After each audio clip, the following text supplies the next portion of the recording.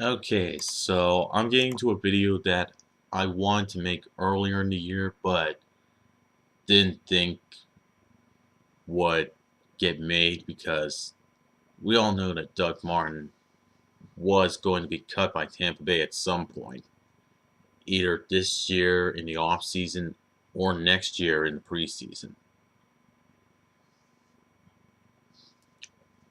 And Doug Martin finally got cut. It finally happened, and I have to wonder from all of this,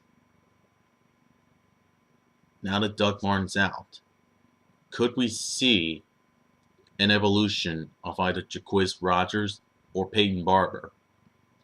Because looking at their numbers, they're alright, but you gotta remember one thing. One thing.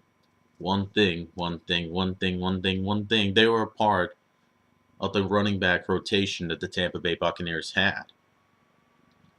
And in that rotation, in a 2-year gap, in a 2-year span, in a 2-year whatever with Dirk Koetter, Jaquiz Rogers and Peyton Barber have started to transcend Doug Martin in their rushing games, putting up better numbers in those 2 years than Doug Martin could.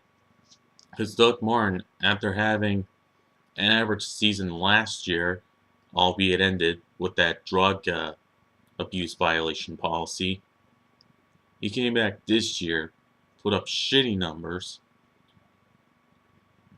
He couldn't even break tackles to save his career. Only had a handful of touchdowns to celebrate about. Running back position looked weak. And it actually made our passing game look more like a threat, especially with Jameis Winston and Ryan Fitzpatrick at the helm.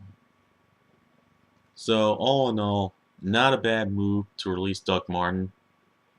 And I think next year we could see Peyton Barber go out for like 650 yards. Jaquiz goes for another 500. Both of them produce 5 touchdowns each on the ground.